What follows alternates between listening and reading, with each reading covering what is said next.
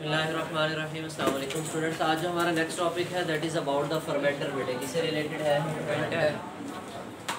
Fermenter बेटा। बेटे previous lectures में हमने फर्मेंटेशन के बारे में पढ़ा था कि फर्मेंटेशन एक ऐसा प्रोसेस है जिसको हम ओल्ड बायोटेक्नोलॉजी भी कहते हैं। क्या कहते हैं? जिसके अंदर हम माइक्रो ऑर्गेनिजम्स यूज़ करते हैं। हमने ये भी बात पढ़ी कि कोई भी सब्सटेंस हम बनवाएं by using the mass culture of bacteria, by using the bacteria ना भी बोले, mass culture of microorganism is called fermentation, is called. यानी हम माइक्रो ऑर्गेनिजम्स के जरिए कोई चीज़ बनवाएं बेटे, माइक्रो ऑर्गेनिजम्स के जरिए उस अमल को हम क्या नाम दे देते हैं? फर्मेंटेशन का नाम दे देते हैं।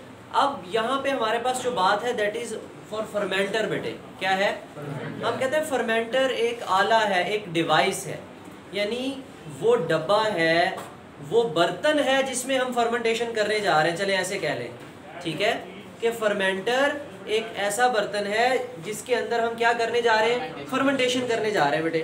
तो अब यहाँ पे हमारे पास फर्मेंटर की प्रॉपर डेफिनेशन लिखेंगे। कोई आपसे पूछे ना व्हाट इज फर्मेंटर, ये नहीं कह देना कि कोई बर्तन है, उसको प्रॉपर बताना है कि what is fermenter. Fermenter is a device बेटे, फर्मेंटर इज अ डिवाइस। ऐसी डिवाइस है, ऐसा आला है विच प्रोवाइड बेटे, जो हमें मुहैया करता है। क्या मुहैया करता है बेटे? ऑप्टिमम टेम्परेचर या ऑप्टिमम कंडीशंस बोल दो बेटे। पहले क्या बोल देंगे? ऑप्टिमम कंडीशंस, मुनासिब कंडीशंस, मुनासिब हालात मुहैया करता है बेटे। किस मकसद के लिए? For the growth of, for the growth of micro organisms बेटे, for the growth of micro organisms. Micro organisms की ग्रोथ के लिए हमें वो क्या मुहैया करता है? That provides optimum conditions. Conditions की बजाय हम प्रॉपर लिखें ऑप्टिमम इन्वायरमेंट। क्या लिखें? ऑप्टिमम इन्वायरमेंट ज्यादा अच्छा लफ्ज़ है। मुनासिब माहौल मुहैया करता है हमें बेटे। क्या मुहैया करता है? अब इस ऑप्टिमम कंडीशंस में, ऑप्टिमम इन्वायरमेंट में क्या चीजें आ जाती हैं बेटे? इस ऑप्टिमम इन्वायरमेंट में हमारे पास दो चीजें आ जाती हैं। एक नॉर्मल या ऑप्टिमम टेम्परेचर है बेटे। क्या है? ऑप्टिमम टेम्परेचर है। और दूसरे नंबर पे हमारे पास ऑप्टिमम पीएच है। ऑप्टिमम, ये मेन चीजें हैं, और भी काफी सारी चीजें हमें ये बता रहा होता है फर्मेंटर। फर्मेंटर की डिफरेंट टाइप्स होती हैं कि या तो हॉरिजॉन्टल फर्मेंटर है, यूं लेटा हुआ है, या वर्टिकल है, यूं खड़ा किया हुआ है। ये बहुत बड़ा डब्बा होता है स्टील का बना हुआ। आपने देखा होगा अक्सर दूध वाली दुकानों के ऊपर जो चिलर होता है, जिस बड़े से डब्बे के अंदर उन्होंने दूध डाला हुआ होता है, तो उसके ऊपर जो है ना वो कवर सा भी होता है, और उसके ऊपर गेज भी लगी हुई होती है, और वो इलेक्ट्रिक होता है, चल रहा होता है, उसके ऊपर मीटर में बता रहे होते हैं इसका टेम्परेचर कितना है, ठीक है। और इसके अंदर जो वो जो बैफल लगी हुई होती है, अंदर जो घूम रहा होता है, उसको दूध को कंटिन्यूस घुमा रहा होता है, तो वो कितनी स्पीड है, हर चीज़ बता रहा होता है। और वो डिफरेंट जो है ना वो मेजरमेंट्स के होते हैं। कोई जो है ना वो 500 लीटर का होता है, कोई 5000 लीटर्स का होता है, कोई 100 लीटर का भी होता है। तो जितना जिस शॉप वाले को ज़रूरत होती है वो उतना जो है ना वो मॉडिफाई करवा के बनवा भी लेते हैं। लेकिन बेटे हम इंडस्ट्री की बात कर रहे हैं। इंडस्ट्री के अंदर हमने फर्मेंटेशन करानी है, फर्मेंटर को यूज़ करना है, तो fermenter can hold thousands of the litre material. हज़ारों लीटर भी इसके अंदर जो है ना वो 1000 ये फर्मेंटर में समा जाता है। अब फर्मेंटर कितने बड़े भी होते हैं, उनके ऊपर सीढ़ी लगा के चढ़ते हैं। जैसे आपने देखा होगा ये गंदम डालने वाला, क्या कहते हैं उसको? हार्वेस्टर नहीं बेटे, गंदम डाल घर में स्टोर करते हैं ना, पंजाबी कहते हैं वो है, कलोठी कहते हैं। ये हर जबान में डिफरेंट है। तो वो जो जिस बॉक्स में हम गंदम डालते हैं वो तकरीबन इतना बड़ा होता है, इससे भी बड़ा होता है फर्मेंटर। उसके ऊपर सीढ़ी भी लगी होती है कि अगर ढक्कन खोल के अंदर देखना है या क्या करना है तो वो सारा इस तरह। एक आइडिया हो गया फर्मेंटर क्या चीज़ है। फर्मेंटर बेटे एक स्टील का बना हुआ वेसल है, एक स्टील की वेसल है जिसके अंदर सारी चीज़ें फिक्स्ड है। इनलेट भी हैं, आउटलेट भी हैं, टेम्परेचर भी मेंटेन होगा उसका, पीएच भी मेंटेन होगी, प्रेशर, एयर, हर चीज़ उसकी जो है ना वो वेल मैनेज्ड होती है। क्लियर? तो अब हमारे पास टाइप्स हैं बेटे फर्मेंटेशन की, टाइप्स हैं, और उसी की बेस पे फिर हम फर्मेंटर की टाइप बना देते हैं। हम कहते हैं कि एक ऐसी फर्मेंटेशन है जिसका नाम हम रखते हैं बेटे बैच फर्मेंटेशन। क्या नाम रखते हैं? Batch fermentation. क्या नाम रखते हैं? Batch fermentation. एक होती है कॉन्टिन्यूस फर्मेंटेशन और एक होती है बैच फर्मेंटेशन। ठीक है, कॉन्टिन्यूस फर्मेंटेशन और दूसरी क्या है हमारे पास? Batch fermentation. समझने वाली बात है। थोड़ा सा मैं पहले आपको बैच फर्मेंटेशन के बारे में बता देता हूँ। बैच फर्मेंटेशन क्या है बेटे? बैच फर्मेंटेशन में ये है कि एक जनरल एग्जांपल लेते हैं हम। आपने जो है ना वो बर्फ़ी की दुकान बनाई है, आप बर्फ़ी बना रहे हो, ठीक है। तो आपके पास जो बाउल है वो छोटा है, आपके पास जो बाउल है वो छोटा है। अब सारी बर्फ़ी जितनी आपने दिन की बनानी है वो एक दफ़ा में आपसे नहीं बनती, एक दफ़ा में। तो मैं कहता हूँ कि आप 3 दफ़ा बर्फ़ी बनाते हो उसमें। कितनी दफ़ा? क्या हर दफ़ा बनने वाली बर्फ़ी का जायका, colour, each and everything same होगी? नो, थोड़ा बहुत डिफरेंस आएगा ना, थोड़ा बहुत तो फ़र्क आ जाता है, ठीक है। तो आप फिर कह दोगे कि जो दिन में आपने पहली दफ़ा आके बनाई उसको नंबर 1 रख दे, तो ये बैच नंबर क्या हो गया? 1। फिर आपने दूसरी दफ़ा बनाई, ये बैच नंबर, फिर आपने तीसरी दफ़ा बनाई, ये बैच नंबर 3। अच्छा, अगर अब प्रॉब्लम आएगा तो किसी एक बैच में आएगा या सब में आएगा? किसी एक बैच में आएगा। बैच का यहाँ पे जो लफ्जी मतलब है वो वक्फा है। वो क्या है? बैच फर्मेंटेशन जो वक्फे से हो, जो किसे हो? वक्फे से हो। बात समझ आ रही है? यानी जैसे दही बनाते हैं, सब चीज़ें डाल के उसको बंद करके रख देते हैं, सुबह खोलते हैं। इसी तरह फर्मेंटर लेंगे हम, उसमें जो जो चीज़ें डालनी है, क्या क्या चीज़ें डालनी है, कैसे डालनी है, वो भी बताता हूँ। डाल के बंद करके रख देंगे, फिर एक स्पेसिफिक टाइम पीरियड होगा, उस टाइम के बाद हम उसको खोलेंगे और अपनी प्रोडक्ट उसमें से निकाल लेंगे। बात समझ आ रही है? वो कहते हैं आप जो है ना वो फर्मेंटर लोगे। यहाँ पे हम देख लेते हैं, आपके पास बेटे एक फर्मेंटर है, ठीक है। ये फर्मेंटर बना लेते हैं हम। ये इसमें हम कहते हैं कि आउटलेट रखी हुई है हमने, या ये चले यहाँ की बजाय हम यहाँ कर लेते हैं। यहाँ हमने इसकी आउटलेट रखी हुई है और यहाँ हमने इनलेट रखा हुआ है इसका। यहाँ से चीज़ें दाखिल करेंगे, यहाँ से निकालेंगे। ये ढक्कन लगा हुआ है, इसको बंद किया हुआ है हमने यहाँ से, ठीक है। और ये कवर्ड है वेसल बेटे, क्या है? कवर्ड है। सबसे पहले हम इसको वॉश करेंगे अच्छे तरीके से। स्टेरलाइज का वर्ड हम यूज़ करते हैं इन इंडस्ट्रीज़ में बेटे। स्टेरलाइज का मतलब ये होता है कि हर किस्म के माइक्रो ऑर्गेनिज्म से पाक, हर किस्म के माइक्रो ऑर्गेनिज्म से कोई भी दूसरा माइक्रो ऑर्गेनिज्म इसमें बाकी, उस अमल को हम कहते हैं हमने स्टेरलाइजेशन कर दी है इसकी। क्या कर दी है? डिफरेंट केमिकल्स के जरिए भी स्टेरलाइजेशन करते हैं, डिफरेंट गैसेस के जरिए भी स्टेरलाइजेशन करते हैं। स्टेरलाइजेशन के डिफरेंट मेथड्स हैं, ठीक है। और जो मोस्टली हम करते हैं वो स्टीम के जरिए करते हैं बेटे। किसके जरिए करते हैं? स्टीम के जरिए। जैसे प्रेशर कुकर होता है ना, तो उसके अंदर स्टीम बनाते हैं, इसी तरह हमारे पास ऑटोक्लेव्स होते हैं, उनमें स्टीम बनाते हैं एंड देन उस स्टीम से हम स्टेरलाइज करते हैं, उस स्टीम से हम। वो कहते हैं आपने सबसे पहले वेसल साफ की, फिर इसके अंदर बेटा हमने न्यूट्रिएंट्स डाले। क्या डाले? न्यूट्रिएंट्स। ये न्यूट्रिएंट्स क्यों डाल रहे हैं? शाबाश।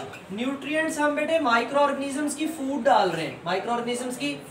अब मुझे पता है कि फलां बैक्टीरिया में ग्रो करवाने जा रहा हूँ, इस बैक्टीरिया को ग्रो करने के लिए सोडियम इतना चाहिए, पोटाशियम इतना चाहिए, कैलोरीन इतनी चाहिए, ये चाहिए या नहीं चाहिए, इसको जनाब प्रोटीनिशियस मटेरियल चाहिए, इसको ग्लूकोज इतना चाहिए। वो सारा प्री प्लान उनका जो खाना है, जो हर वो एलिमेंट जो उनकी ज़िंदगी के लिए चाहिए, उनकी ग्रोथ के लिए चाहिए, वो मैं इसमें डाल दूंगा। वो मैं इसमें क्या ऐसी बाजार से मंगवाऊँ और डाल दूँ, या पहले उसको स्टेरलाइज करूँ? जो भी मटेरियल बेटे किसी कंपनी में आता है, किसी इंडस्ट्री में आता है, वो उसको पहले स्टेरलाइज करते हैं, ठीक है, उसको बैक्टीरिया से पाक करते हैं। तो स्टीम स्टेरलाइजेशन का जो मेथड है वो ज़्यादा कॉमन है। कौन सा? स्टीम के जरिए, भाप के जरिए हम उसको स्टेरलाइज करते हैं कि हर किस्म का बैक्टीरिया, वायरस उसके अंदर जो है वो मर जाए, वो उसमें कोई फंगस, कोई भी चीज़ बाकी। जब उसकी स्टेरलाइजेशन हो जाती है बेटे, उस स्टेरलाइजेशन के बाद हम वो तमाम न्यूट्रिएंट्स इसमें डाल देंगे, वो तमाम न्यूट्रिएंट्स इसमें न्यूट्रिएंट डाल दिए। अब हम क्या करें? अब हमने न्यूट्रिएंट्स के बाद उनके अंदर माइक्रो ऑर्गेनिज्म डाल लें। क्या डाल लें? यहाँ पे वर्ड हम यूज करते हैं pure culture of micro organism.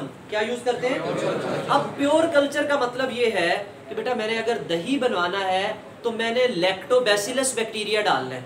क्या डालना है? मैंने कोई और बैक्टीरिया उसके अंदर, यानी जो भी हो प्योर हो, खालिस बैक्टीरिया हो, उसके अंदर कोई दूसरे बैक्टीरिया का मिक्सचर ना हो, किसी भी किस्म का दूसरा बैक्टीरिया अगर वो होगा तो एक तो हमारी प्रोडक्ट कंटामिनेट हो जाएगी, ख़राब हो जाएगी, उसके अंदर जो है वो कोई दूसरी प्रोडक्ट आना शुरू हो जाएगी जो हम बनवाना चाह रहे हैं वो, क्योंकि हमने माइक्रो ऑर्गेनिज्म बदल दिया। माइक्रो ऑर्गेनिज्म, जब माइक्रो ऑर्गेनिज्म बदल देंगे तो टाइप ऑफ प्रोडक्ट भी चेंज हो जाएगी। तो इसलिए हम यहाँ पे वर्ड यूज करते हैं बेटे प्योर कल्चर डालेंगे। क्या डालेंगे?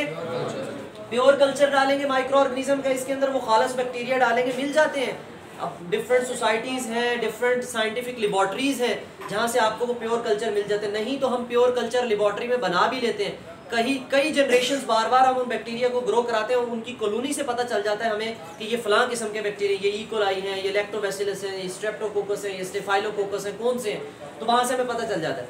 तो वो खालिश बैक्टीरिया इसमें डालेंगे बेटे, और फिर एक खास टाइम के लिए हम इस फर्मेंटर को बंद कर देंगे। इस फर्मेंटर को हाँ देख लेंगे कि अगर इस फर्मेंटर में ऑक्सीजन की जरूरत है तो ऑक्सीजन जाने देंगे, प्रॉपर एरिएशन की जरूरत है या नहीं, तो वो सारी चीजें हम साथ देखेंगे। इसका हम टेम्परेचर और इसकी पीएच भी फिक्स कर देंगे, टेम्परेचर भी और पीएच भी, कि अगर एक खास टेम्परेचर से बढ़ेगा या कम होगा तो बैक्टीरिया उतने अच्छे तरीके से ग्रो नहीं करेंगे। तो यहाँ पे हम टेम्परेचर भी फिक्स कर दिया, पीएच भी फिक्स कर दिए, न्यूट्रिएंट्स भी डाल दिए, प्योर कल्चर भी डाल दिया, और एक जो ड्यूरेशन थी टाइम की 2 घंटे, 5 घंटे, 10 घंटे, 24 घंटे, 2 दिन, 5 दिन, जितने दिन थे वो ड्यूरेशन हमने इसको दे दी, वो ड्यूरेशन हमने इसको।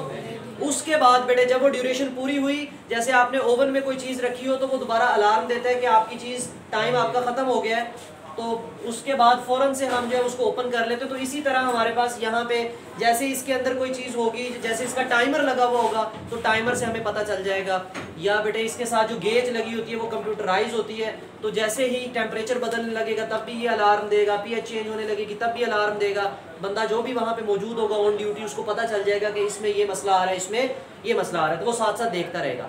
जैसे ही इसका टाइम पूरा होगा बेटे हम ये नीचे वाला कॉर्क ढक्कन खोलेंगे इसका, यहाँ से हम अपनी प्रोडक्ट ऑब्टेन कर लेंगे। ये नहीं है कि हमने इंसुलिन बनवाने के लिए बैक्टीरिया डाले थे, अब जो लिक्विड मटेरियल निकलेगा वो इंसुलिन निकलेगी, नहीं, वो हमारा इंसुलिन नहीं होगी, उसमें बैक्टीरिया भी होंगे, उसमें हमारे न्यूट्रिएंट्स के कंटेंट्स भी आ रहे होंगे, उसमें हमारी इंसुलिन भी आ रही होगी। बाद में फिर हम उसको प्योरीफाई करेंगे, बैक्टीरिया अलहदा करेंगे, जो बाकी केमिकल्स हैं वो अलहदा करेंगे, उसमें से इंसुलिन अलहदा करेंगे। बात समझ आई है? पहली दफ़ा आपने बना लिया, अब आप सिर्फ ज़िंदगी में एक ही दफ़ा इसको यूज़ करोगे नहीं, अब आपने दोबारा इसको तैयार करना है, तो दोबारा इसको क्या करोगे, अब वॉश करोगे, स्टेरलाइज करोगे, धोगे इसको अच्छी तरह, ताकि अगले बैच के लिए इसको क्या किया जाए, तैयार किया जाए, रेडी किया जाए। बात समझ आई है या नहीं आई? आ गई है या नहीं आई? क्लियर? तो बेटा ये जो फर्मेंटेशन थी, it is divided into batches, it is divided into batches, different batches में डिवाइडेड है, इसलिए हमने इसका नाम रख दिया कि ये बैच फर्मेंटेशन। दूसरी तरफ है कॉन्टिन्यूस फर्मेंटेशन बेटे, दूसरी तरफ क्या है? अब कॉन्टिन्यूस फर्मेंटेशन में क्या करते हैं, मुसलसल, नाम से ही जाहिर हो रहा है बेटे, एक तरफ इसकी आउटलेट होगी, ये साइडों पे बनाने का मकसद ये है कि अगर यहाँ पे रखे ना कॉन्टिन्यूस फर्मेंटेशन की, तो कोई भी चीज़ डालेंगे तो वो यहाँ से नीचे गिर जाएगी, कोई भी चीज़ डालेंगे तो यहाँ से, कॉन्टिन्यूस का मतलब है कि कांस्टेंट हम यहाँ से क्या दे रहे हैं, इनफ्लो दे रहे हैं, किसी भी चीज़ को हम यहाँ पे दाखिल कर रहे हैं, किसी भी चीज़ को। अब सुने बेटे, इधर हमने इसमें न्यूट्रिएंट्स भी डाले, इसमें बैक्टीरिया भी डाले, हर चीज़ डाली, और ऑलरेडी वो चीज़ें क्या होंगी, स्टीम स्टेरलाइज्ड, क्या होंगी? एक बात मैं और बता दूं आपको, ऐसा नहीं करेंगे कि हम अपने न्यूट्रिएंट्स भी लें, इसमें अपना प्योर कल्चर भी डालें और फिर इसको स्टेरलाइज कर दें। क्या होगा ऐसा करने से? तो जो हमारा प्योर कल्चर, जो बैक्टीरिया ग्रो कराना था वो तो मर गया। तो इसलिए पहले हमने न्यूट्रिएंट्स को स्टीम स्टेरलाइज करके डालना है, फिर प्योर कल्चर जब डाल देना है बैक्टीरिया का, फिर दोबारा से स्टेरलाइज नहीं करना, वरना हमारे बैक्टीरिया भी मर जाएंगे, वो न्यूट्रिएंट्स वैसे के वैसे ही रहेंगे। तो यहाँ पे बेटे हर चीज़ को पहले से ही हम स्टेरलाइज करके लाएंगे। एक तरफ से प्योर कल्चर आ रहा होगा, काफ़ी सारे इनलेट होते हैं, एक तरफ से प्योर कल्चर आ रहा होगा, हो सकता है एक तरफ से सोडियम की सप्लाई आ रही हो, एक तरफ से ऑक्सीजन की सप्लाई आ रही हो, ठीक है, वो सारी की सारी यहाँ पे आके मिक्स होगी। इनके अंदर ना एक चम्मच सा लगा हुआ होता है, बैफल्स लगे हुए होते हैं, जो हर वक्त घूमता रहता है, कंटेंट को घुमाता रहता है, कंटेंट को, जैसे घर में अम्मी अगर हंडिया बना रही है तो उसके अंदर चम्मच हिलाती है ना, तो बिल्कुल ऐसे ही ये अंदर बैफल होती है, उसकी डिफरेंट स्पीड्स भी हम एडजस्ट कर देते हैं, तो उसके अंदर घूमती रहती है, कंटेंट को मिक्स करता रहता है, कंटेंट को। तो इस तरह इसी के अंदर भी बेटे कंटेंट मिक्स हो रहा होता है, जैसे ही वो कंटेंट मिक्स होता रहता है, यहाँ से आ रहा है और यहाँ से वो आउट हो रहा है। यानी इसका मतलब ये है कि ऐसी प्रोडक्ट जो ज़रा जल्दी बन जाती हो, जो ज़रा, और हमने माइक्रो ऑर्गेनिजम्स को बेटा ग्रोथ फेज में रखना होता है। किस में रखना होता है? कि वो बस ग्रो ही करते रहे, वो बस। तो उस अमल के लिए हमें कौन सी फर्मेंटेशन चाहिए होती है बेटे? कॉन्टिन्यूस फर्मेंटेशन, मुसलसल फर्मेंटेशन हुए जा रही है, एक तरफ से हम रॉ मटेरियल डाले जा रहे हैं, दूसरी तरफ से हम प्रोडक्ट लिए जा रहे हैं। लेकिन कुछ प्रोडक्ट्स ऐसी होती हैं जो कॉन्टिन्यूस वे से, वो कॉन्टिन्यूस प्रोसेस है, उनको फिर कैसे बनाना पड़ता है, बैच फर्मेंटेशन से। यहाँ तक बात समझ आइए बेटे, clear? Batch fermentation and continuous fermentation. उसके बाद बेटे हमारे पास एडवांटेजेस हैं। उसके बाद क्या है, एडवांटेजेस। फर्मेंटर क्या फायदा क्या हुआ हमें, बताएं, शाबाश शाबाश। एक तो बहुत बड़ी क्वांटिटी के अंदर, कैपेसिटी के अंदर हमने मटेरियल को होल्ड कर लिया, पहली बात। दूसरी बात, हमें बेटे क्या ऑप्टिमम मिल गई, हमें ऑप्टिमम इन्वायरमेंट मिल गया। ऑप्टिमम यानी ऑप्टिमम क्या मिल गया, टेम्परेचर। ऑप्टिमम क्या मिल गई, पीएच मिल गई। यहाँ तक बात समझ आई? इसके अलावा हमें क्या फायदा हुआ, कोई ऐसा फायदा जो इसके अलावा होता हो हमें? Time saving. चले टाइम तो बेटा ये है कि हर फर्मेंटेशन के लिए एक स्पेसिफिक टाइम है, इसमें टाइम सेविंग की तो बात नहीं कह सकते। ग्रोथ मीडियम बहुत अच्छा है हमारे पास, ठीक है, कि कंट्रोल्ड प्रोसेस है। कैसा प्रोसेस है? क्योंकि जब हम चाहें टेम्परेचर बदल सकते हैं, जब हम चाहें पीएच बदल सकते हैं, जब हम चाहें उसमें वो चम्मच हिलाने वाली स्पीड बदल सकते हैं, जब चाहें इसको खोल सकते हैं, कोई चीज़ डाल सकते हैं, कोई चीज़ निकाल सकते हैं, तो ये सारी हमारे कंट्रोल में है बेटे, सारी हमारे। तो बात समझ आइए फर्मेंटर की। तो फर्मेंटर क्या है, एक डिवाइस है। एक क्या है, तो मैं बता रहा था ये दोनों मैंने वर्टिकल बनाए हैं, कुछ हॉरिजॉन्टल भी होते हैं। क्या होते हैं, हॉरिजॉन्टल भी होते हैं। तो डिफरेंट इंडस्ट्रीज के अंदर डिफरेंट प्रोडक्ट्स बनाने के लिए डिफरेंट टाइप के जो है वो फर्मेंटर यूज होते हैं बेटे। पेज नंबर है हमारे पास 142।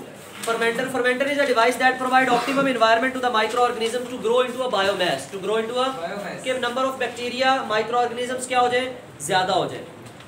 सो they can interact with the substrate. फिर वो किसके साथ बेटे पंगा करेंगे, हमारी सबस्ट्रेट के साथ, और फिर वो अपनी ग्रोथ करेंगे and then forming the product, और क्या बना देंगे। लिसन बेटा, जैसे आपने पढ़ा कि दूध को किस में कन्वर्ट करवाना है आपने, दही में। दूध को किस में कन्वर्ट करवाना है, तो दूध के ऊपर आके किसने काम करना है, बैक्टीरिया ने। तो दूध क्या है आपका, सबस्ट्रेट, और दही क्या है, प्रोडक्ट। तो उस बैक्टीरिया ने आपके दूध को किसमें कन्वर्ट कर दिया, आपके सबस्ट्रेट को किसमें, डिफरेंट एंजाइम्स के जरिए, डिफरेंट वेज से जो है ना वो कन्वर्ट करते हैं माइक्रो ऑर्गेनिज्म। लेकिन उन माइक्रो ऑर्गेनिजम्स की ग्रोथ के लिए हम साथ में क्या भी डालेंगे, न्यूट्रिएंट्स भी डालेंगे और रॉ मटेरियल भी डालेंगे, वो सारी चीजें आ जाती हैं। Fermentation is carried out in the fermenters in the following two ways. Batch fermentation, in this process the tank of the fermenter is filled with the raw material to be fermented. Raw material हमने इसमें भर दिया. The temperature and pH of the microbial fermentation is properly and the nutritive supplements बेटे, raw material भी डाल दिया और nutrients भी डाल दिए, वो तमाम nutrients जो बैक्टीरिया को चाहिए ग्रो करने के लिए वो भी डाल दिए. Supplements are also added. Nutrient supplement इकट्ठा वर्ड होता है, न्यूट्रिएंट सप्लीमेंट्स की या nutritive supplements. All the material is steam sterilised, all the material is. अच्छा जी, फिर द प्योर कल्चर ऑफ, बाद में लिखा है उसने, कुछ बच्चे प्योर कल्चर भी पहले लिख देते हैं और फिर बाद में लिखते हैं कि all the material is steam sterilised. नहीं बेटे, स्टीम स्टेरलाइजेशन के बाद प्योर कल्चर डालना है। The pure culture of microorganism is added to the fermenter from the separate vessel, अलग से डाल देते हैं, किसी दूसरी वेसल से निकाल के डाल देते हैं। फर्मेंटेशन प्रोसीड्स, फर्मेंटेशन होती है and after the proper time जो भी दिया है, the content of the fermenter are taken out, the fermenter is clean, साफ किया जाता है एंड द प्रोसेस इज, क्योंकि अगले बैच के लिए तैयार। दस the fermentation is discontinuous process divided into is called batch fermentation. Then a continuous fermentation, in this process the substrate is added to the fermenter continuously at the fixed rate. मुसलसल डाले जा रहे हैं तो फिर मुसलसल निकाले भी जा रहे होंगे. This maintains the microorganisms in the growth phase. Fermentation products are taken out continuously. बेटे growth phase का मतलब मैंने आपको बताया था कि हमारे पास हम जब बैक्टीरिया की ग्रोथ पढ़ते हैं तो हमारे पास एक ऐसा ग्राफ बनता है. पहले होती है बैक्टीरिया की जो है ना बेटे लैग फेज होता है, फिर लॉग फेज होता है, फिर स्टेशनरी फेज होता है एंड देन डेथ फेज होता है. पहला फेज वो होता है जिसमें बैक्टीरिया अपने आप को प्रिपेयर कर रहे होते हैं डिवीजन के लिए. फिर एक्सपोनेंशियल रेट से ग्रो करते हैं बेटे, यानी 2 थे 2 से 4, 4 से 8, 8 से 16, इस तरह एक्सपोनेंशियल पावर के रेट के अंदर जो है ना वो लैग लॉग फेज के अंदर वो डिवाइड होते हैं. तो इस फेज को बेटे ग्रोथ फेज कहते हैं. यहाँ पे बैक्टीरिया की ग्रोथ पे रुक जाती है एक टाइम के बाद. जितने बैक्टीरिया बन रहे होते हैं उतने मर भी रहे होते हैं, तो नंबर ऑफ नेट जो है वो जीरो हो जाता है. तो इसलिए ये ग्राफ पैरेलल हो जाता है. फिर एक वक्त आता है कि जब न्यूट्रिएंट खत्म हो जाते हैं, काफ़ी देर हो जाती है बैक्टीरिया को अंदर पड़े पड़े, फिर बहुत से बैक्टीरिया की क्या होने लग जाती है, क्योंकि क्या चेंज हो जाती है फिर मटेरियल की पीएच और बहुत से काम, फिर बैक्टीरिया की डेथ. लेकिन हम चाहते हैं बैक्टीरिया सिर्फ कौन से फेज में रहे, ग्रोथ फेज में रहे बेटे. Fermentation products are taken out continuously. तो साइड बॉक्स भी देखते जाए पिछले पेज का। In fact the fermenter constitute the heart of any industrial fermentation process. यानी कोई भी आपने इंडस्ट्री लगाई है फर्मेंटेशन के लिए और आपके पास फर्मेंटर नहीं है तो इसका मतलब आपकी इंडस्ट्री किसी काम की नहीं है। साइड बॉक्स देखें दूसरा, the design and the arrangement for the continuous fermentation are more. मैंने बताया कि किसी के अंदर हॉरिजॉन्टल फर्मेंटर है, किसी के अंदर वर्टिकल है, डिपेंड करता है किस तरह के होने। तो जाहिर बात है कुछ स्पाइरल भी होते हैं, कुछ के मटेरियल घूमता घूमता पहुंचे तब तक वहां पहुंचेगा तब तक हमारी प्रोडक्ट बन चुकी होगी। अच्छा जी, advantages of the using fermenter for each biotechnological process the fermenter provide the organisms must be monitored and controlled. Organism must, जो भी हमने एनवायरनमेंट दिया है वो कंट्रोल होना चाहिए। Such a control environment is provided by the fermenter. A fermenter optimizes the growth of organisms by controlling the factors like the nutrients, oxygen, growth inhibitors, pH and ये तमाम वो फैक्टर्स है बेटा जिनको कंट्रोल किया जाता है। A fermenter may held several thousand liters of the growth medium, कई हजार जो है ना वो लीटर उसमें मटेरियल आ जाता है। So fermenter allows the production of the material in the bulk quantity, घर के लिए नहीं, मार्केट में बेचने के लिए, कमर्शियल पर्पस के लिए। Massive amount of medicine, insulin and human growth hormones and other proteins are being produced in the fermenters and this production provides much inexpensive, सस्ती साबित होती है बेटे। कैसी साबित होती है? लेकिन ख़ास तौर पे मैं यही बताता होता हूँ कि जो बायोटेक्नोलॉजी की प्रोडक्ट्स होती हैं ना वो महंगी होती हैं। वो क्या होती हैं? लेकिन अगर उनको फर्मेंटर के अलावा किसी और टेक्नोलॉजी के ज़रिए किसी और वे से बनाया जाए तो फिर वो और महंगी होती हैं फिर वो। लेकिन अगर फर्मेंटर के ज़रिए बनाया जाए तो फिर वो ज़रा सस्ती होती हैं, लेकिन फिर भी आम चीज़ों से सस्ती नहीं होती बेटे। क्लियर? इस होल टॉपिक में कोई क्वेश्चन हो तो आप कमेंट सेक्शन में पूछ सकते हो। थैंक यू, अल्लाह हाफिज़।